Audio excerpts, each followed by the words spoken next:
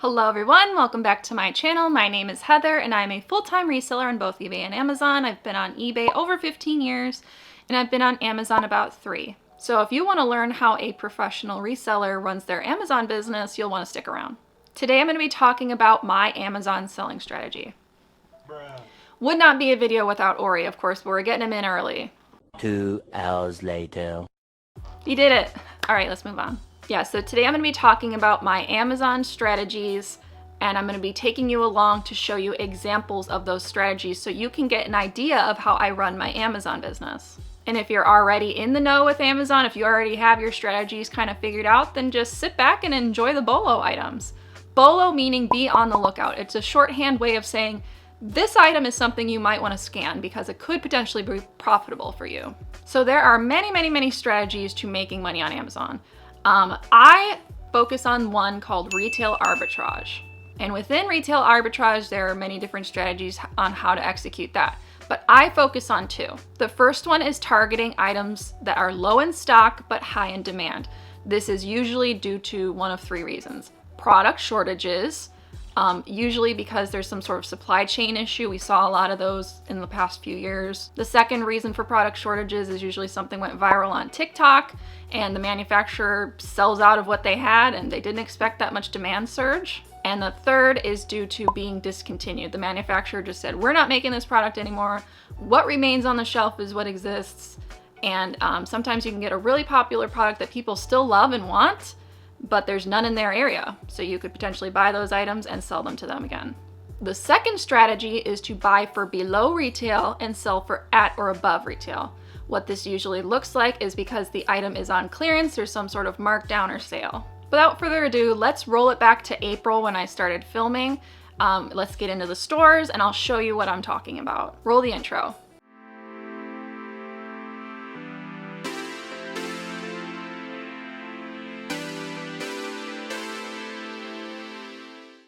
This video picks up right around where my last retail arbitrage video left off, around the end of April. I'm at Big Lots, which is a great store for finding items that are low in stock but high in demand due to being discontinued. A lot of products in the Aveeno Absolutely Ageless line are being discontinued, so these showing up at Big Lots is a great sign. If you were to scan them at the time, you'd see they were selling for around $20. With a buy cost of $7.50 before any coupons, you'd make around $3.50 a bottle. Nothing wrong with that. The ROI was on the low side for me personally though. But because I knew this product line was likely on the way out, I had a hunch it would go up and I was right. Keepa shows it got up to around $30 at one point. So I would consider this an offshoot of strategy 1, which if you'll remember was buy low stock, high demand items. But in this case, there's an element of buy and hold involved. Now, I don't do a ton of buy and hold, but I will absolutely do it for the right products. But you can see how if you have the amount of money that you're okay tying up, and if you have the space to store these items, how waiting to time the market can really pay off. I sold a lot of these at the $19.99 stage, but I was also buying them from another store, which you'll see in a little bit, for $4.50 each, which made the ROI far more acceptable. I'll hold the ones I'm paying more for in an attempt to time the market. Not much later, I found myself at a grocery store and saw some Avalon Organics creams. I've sold these before, so I knew what they were worth. I picked them up for $18.99 each, and I sold them on Amazon for $44.99 each. Tresemme Compressed Micro Mist Hairspray is another low stock, high demand item. When I find them, they're usually around $8, and I've sold them for anywhere between $28.99 and $42.99. Another example of the price continuing to go up, and I could have held to sell for more. Another stop in the same day, and of course I have to hit up the clearance rack, which if you'll remember is my retail arbitrage strategy number 2, buy for below retail. These fiery seasonings were $1.10 each. Always check the dates though. These had a few months left on them, so they're good to go. I sold them for $10 each, so this kind of combines both of my strategies because it was both below retail and also high demand, so I could ask higher than retail prices for it on Amazon. Later that same day, I check another grocery store and find some discontinued Redken products. How do I know? Well, in this case, I already knew, but look at the D on the price tag. Some stores mark discontinued products in some way, and this one does. I sold the Outshine for $50 each on eBay, and also the Quick Dry for $50 each. but they haven't been selling lately, likely because they're showing up cheaper than retail at another store. But I tend to wait out these lower prices than chase it down, because if it was selling for $50 once before and they're not making more, it'll probably sell for $50 again if I'm patient. That day in April, I went to one more store that's a lot like Big Lots, and it turned out to be a gold mine. I mentioned why these blue bottle Neutrogena toners are desirable in my last retail arbitrage video. They reformulated them, and this old version is now low supply, high demand. They're currently selling for about $20 to $25 each, but I'm going to hold these because I feel the price will go higher.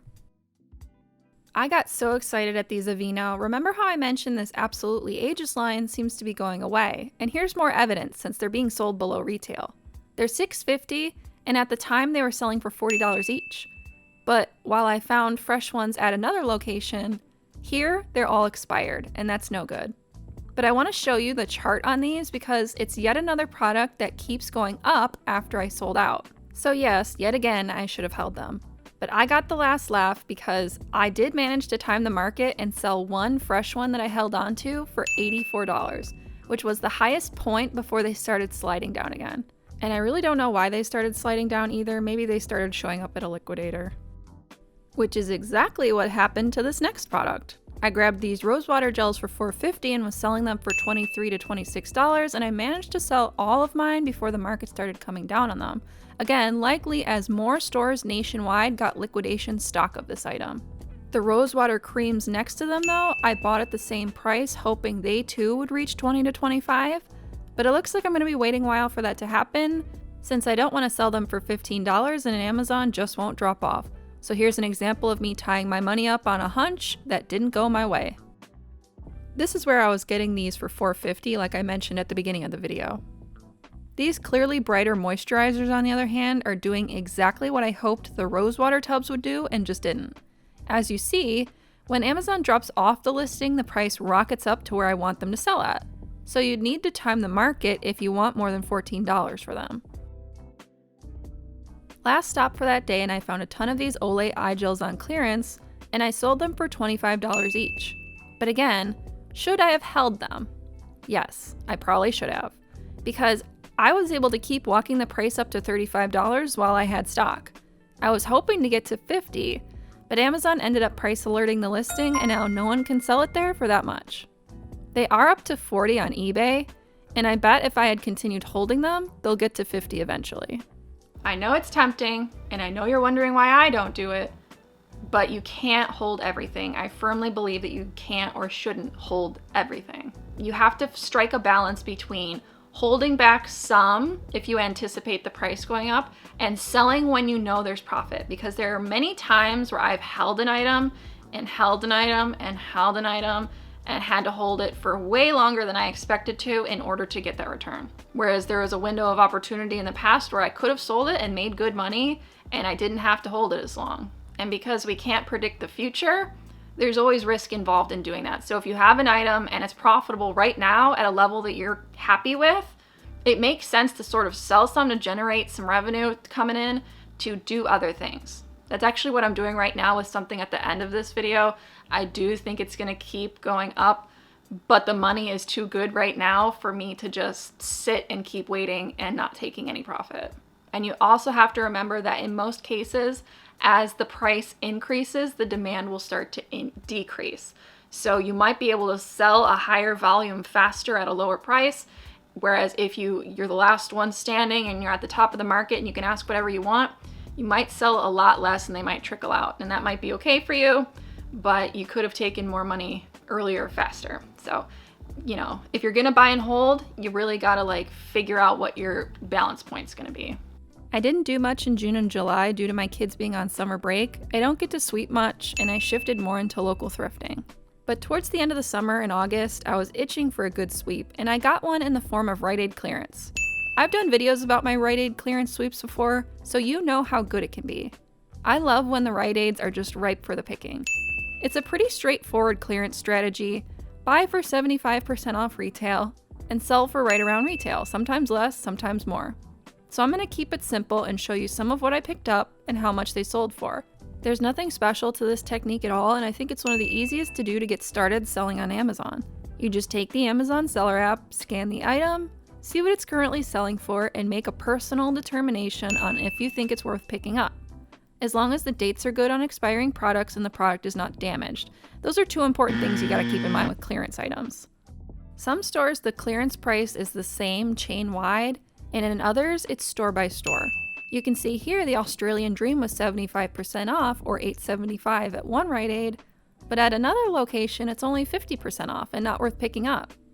And even though it's also on clearance at a completely different chain, it's even more expensive and it's not worth it. Clearance can vary wildly for the same products, but it's a good sign that it's on the way out and will possibly increase in price if it's on clearance at multiple chains. So take the data, but not always the item. I make a mental note of it though, and I'll come back for the more expensive ones if the market changes, meaning the sales price increases enough to make the higher cost of purchase worth it. Here's something else to remember. If you scan and there's no Amazon listing, that doesn't mean there's actually no Amazon listing. In this case, there's a listing for all three products as a set on Amazon, but not individually by their UPCs. I just had to manually search Old Spice Bald Care to get it to come up. Luckily for me, all three products are here so I could use this listing to sell them, if one wasn't expired. Denied. Once you start finding some profitable clearance items, it can be worth it to sweep them out of all locations, which is what I'm doing here with the Rite Aids. It's pretty straightforward, and as you can see, it's a great way to make money selling on Amazon.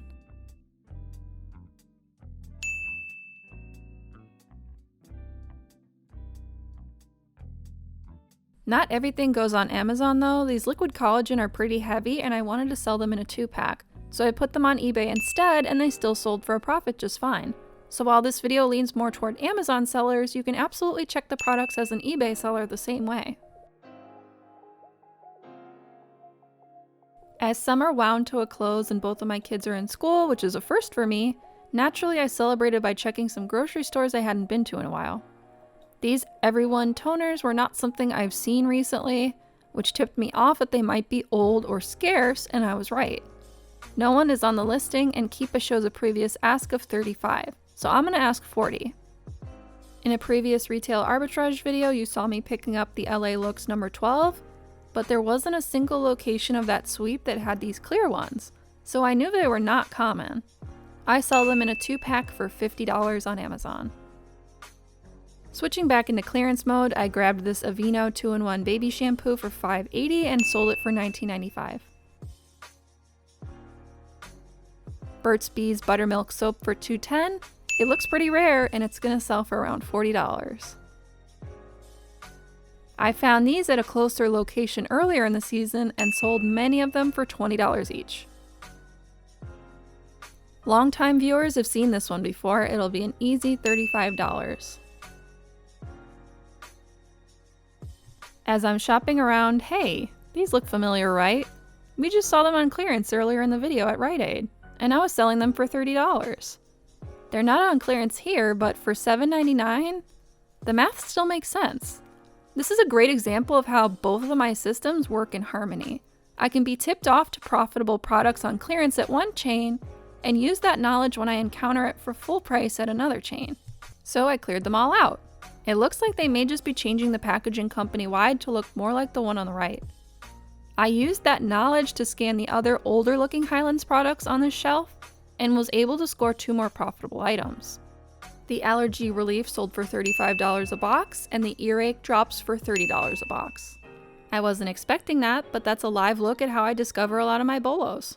Knowledge combined with targeted scanning. And it wouldn't be a retail arbitrage video without me dropping something on the floor. On my way home, I stopped at a thrift because why wouldn't I? And I found a plush toy worth $100. This is why I'll forever do both retail arbitrage and thrift. But I saved the best for last. Let's take it back to the beginning. Eagle-eyed viewers will notice there was something already in my basket when I started. That's because I was really here for something else. Revlon Eterna 27 with Progenitin cream for $5.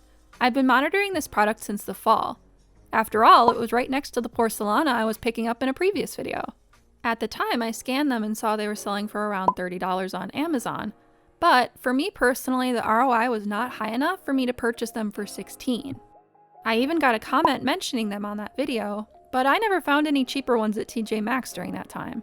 They finally started showing up at Big Lots in late winter for me around $5, which is when I jumped in. I had a feeling this product was going to go to the moon, so I didn't sell them for $30. I decided if the sales price increased to around $40, the ROI would hit close enough to 100% for me to start clearing out the full price boxes as well. So I set up a canary listing on eBay for $40. Like a canary in a coal mine, when it drops, it's time to go. My canary listing sat from April to August with no action, probably because they were quite plentiful at Big Lots for $5 a piece and a lot of people jumped on it. But on August 5th, it finally sold. That tipped me off to recheck the competition, and I was shocked to find nearly everyone gone, so I could probably ask more. I kicked my listing up to $70, set one more box in the listing, and it sold just 5 days later. And that was all the alarm I needed. This is a 5-alarm bolo. I needed to set out and sweep every location under the sun for the $16 boxes I left behind 7 months ago. And for the most part, they were still there. But Heather, that's stupid! If you had a hunch they were gonna go to the moon, you could have gotten them 7 months ago and not have to go back out for them. That's just sloppy. Couldn't be me. But 7 months is a long time to have that money tied up waiting for a return. I visit this chain regularly. I was always checking stock levels. I didn't feel it was a risk to leave them there and only come back when it was a red hot bolo. But what about all that driving? You waste so much time and gas and wear and tear, just driving around all the time. Again, you're not wrong, but I personally don't see it as a waste. Because I actually love driving. I love being alone in my car on a beautiful day, just listening to my songs, singing along, and hitting up my stores making money. It's the best. It brings me joy. Having the freedom to work for myself means I can spend my days how I choose, and I choose this method. It means my money isn't always tied up, so there's less risk, and I'm happy doing it. Chasing bolos gives me life. If that's not for you, it doesn't have to be. Do what works for you. And if that's tying your money up on a hunch for 7 months or selling them at a lower ROI at the time of discovery in the name of efficiency, just do that. I've never claimed to be efficient, just profitable and happy. Not to mention, you gotta be kind of in love with driving to buy a brand new manual car in this day and age, and that's what I have, because I really do enjoy it that much. At the time of recording, I've kicked it up to $90 a box on these guys. I've sold over 21 boxes so far from $40 to $90. A lot of them were at $70, and I have over 20 boxes remaining. This is also confirmed discontinued from Revlon, specifically the with progenitin version. There's another version that's without progenitin, but that version also sells for a pretty good profit, just not as much as the ones with progenitin. This is hands down my favorite bolo right now. I have not found something this good in a long time. And it's been 7 months in the making. So for once, I timed the market just right and held on when I should have. So anyway, thank you so much for watching. I really do appreciate it. If you're not already subscribed, please consider doing so because I put out at least one video a month. It's all about my full-time reseller adventures, be it flipping stuff from the thrift or doing retail arbitrage on Amazon. Please, I'm begging you, leave a comment of some kind. The YouTube algorithm really loves comments and engagement on these videos. So if you have a bolo you want to share, if you just enjoyed the video, if you want to tell me something you found at the thrift today, I really would appreciate it. Or if that's too much, just hit the like button. That helps a lot too. Now get out there, have fun, and find some of these progenitin creams.